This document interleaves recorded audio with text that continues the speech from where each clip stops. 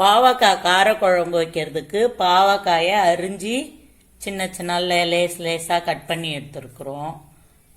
அதுக்கு தேவையான வெங்காயம், தக்காளி, பூண்டு, கருவேப்பிலை, புளி, அரிசி கழுவுன தண்ணியில் ஊற வச்சு கரைச்சி மிளகாத்தூள் போட்டு எடுத்து வச்சுக்கிறோம். வாங்க அடுப்பை பற்ற வச்சுக்கலாம்.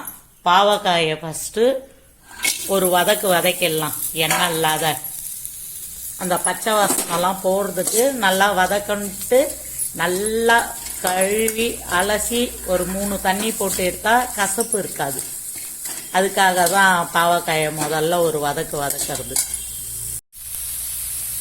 நிறைய பேர் பாவக்காய் அதிகமாக சேர்த்துக்க மாட்டாங்க, பாவக்காய் கசப்புன்றதுனால. இந்த மாதிரி செஞ்சு குழம்பு வச்சு இல்லை பொரியல் பண்ணியோ சாப்பிடுங்க, கசப்பே தெரியாது. நல்லா அது வானலில் போட்டு பச்சை வாசனை போகிற முடியும் வதக்கணும்னு வச்சுக்கோங்க. அது அந்த அளவுக்கு கசப்பே இருக்காது. பாவக்காய் எடுத்துக்கோங்க அதிகமாக.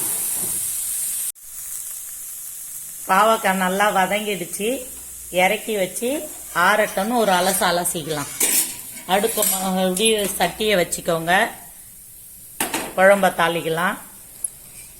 சட்டி நல்லா காயட்டும். காயுது, காஞ்ச பிறகு எண்ணெயை ஊற்றிக்கிங்க தேவையான அளவு. நாங்கள் மல்லாட்டை எண்ணெய் கொஞ்சம், நல்லெண்ணெய் கொஞ்சம் ஊற்றிக்கிறோம்.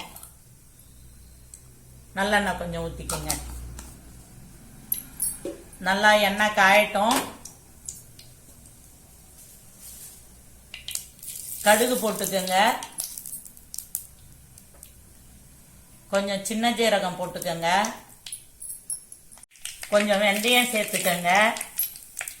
ஒரு சிட்டிகை மஞ்சத்தூள் சேர்த்துக்கோங்க. கடுகு நல்லா பொரியுது.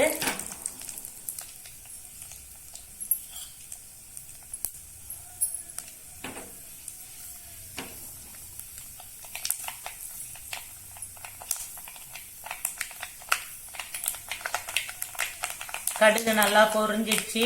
பூண்டு சேர்த்துக்கோங்க. பூண்டு சேர்த்து வதக்குங்க. வெங்காயத்தை சேர்த்துக்கோங்க.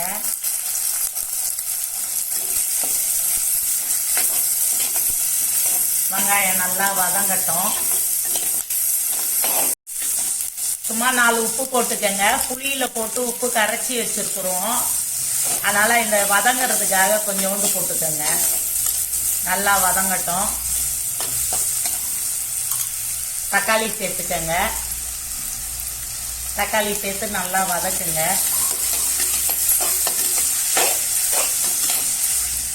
நல்லா வெங்காயம், தக்காளி, பாவக்காய் எல்லாம் நல்லா வதங்கிடுச்சு. எண்ணெய் பிரிஞ்சு வந்துடுச்சு. வாங்க புளி, மிளகாத்தூள், உப்புலாம் போட்டு கரைச்சி வச்சுருக்குறோம் அரிசி கழுவுன தண்ணியில். அதை ஊற்றிக்கலாம். குழம்பு நல்லா கொதிக்கட்டும். பாவக்காய் காரக்குழம்பு கொதிச்சிட்டு இருக்கு. நல்லா கொதி வந்துடுச்சு.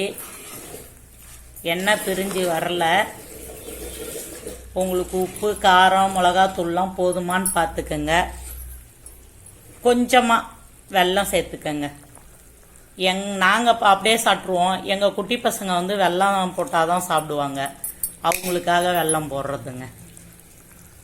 நல்லா குழம்பு கொதித்து எண்ணெய் பிரிஞ்சு வரட்டும்.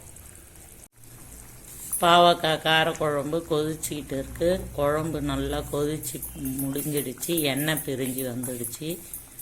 வாங்க அடுப்பை ஆஃப் பண்ணிடலாம். நெக்ஸ்ட் வீடியோவில் பார்க்கலாம் என்ன பண்ணலான்னு.